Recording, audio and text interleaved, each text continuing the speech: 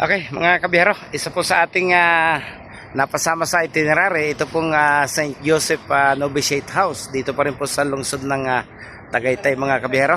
Katanghaliang tapat na po. So, niyaya po tayo ng tanghalian ng ating mga pasahero. So, may napakaganda silang hardin sa papasok nitong kanilang chapel. So, ito yung paaralan ng mga papare or magiging mga friar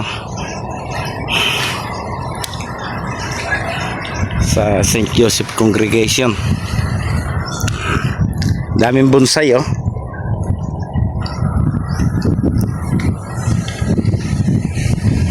Asa sila?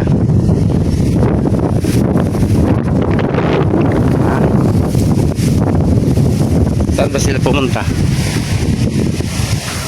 Doon muna tayo sa kakainan.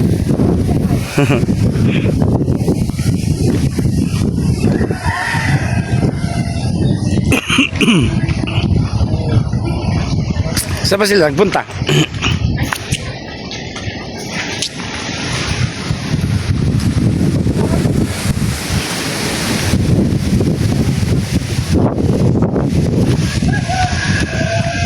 So yan po yung pangalan ng lugar na ito, Order of Friars Minor Conventual St. Joseph Priory.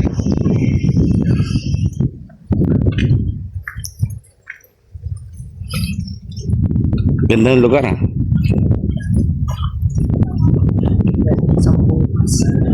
Mamaya kukunan natin yung loob ng simbahan.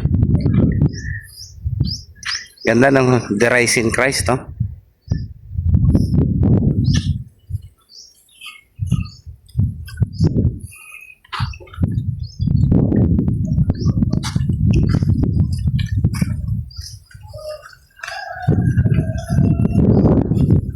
Saan ba sila pumunta?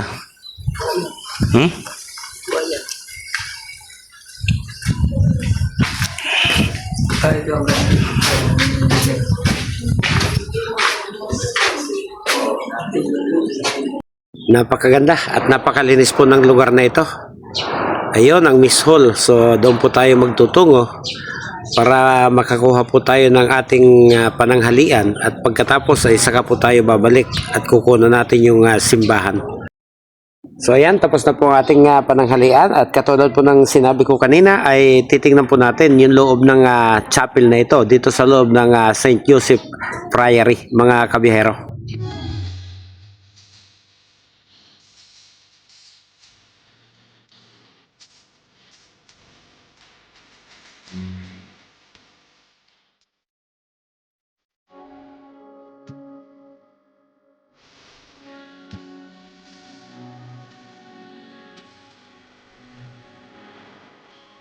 So ito, may mga ilang relikya po pala o mga relics ng mga santo ang nasa loob po ng simbahang ito, mga kabihero. So yung pong mga relics, kung minsan yan po'y bahagi ng katawan mismo ng santo o mga bagay na nahawakan o ginamit, mga kabihero. At marami po sila rito.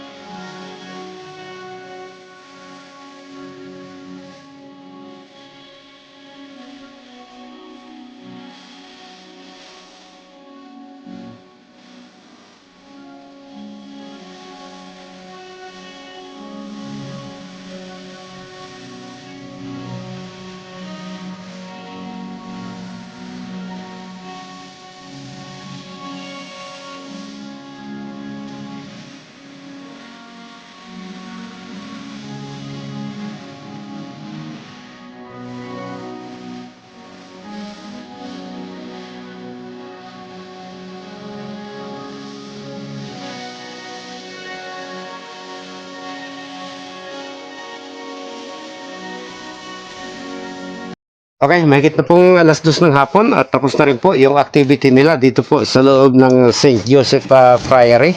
So, unti-unti, nagbabalikan na po sila sa bus mga kabiyahero. Kung kaya tayo po ibabalik na rin at sana po ay naibigan ninyo ang lugar na ito na aking ipinakita sa inyo mga kabiyahero. Salamat!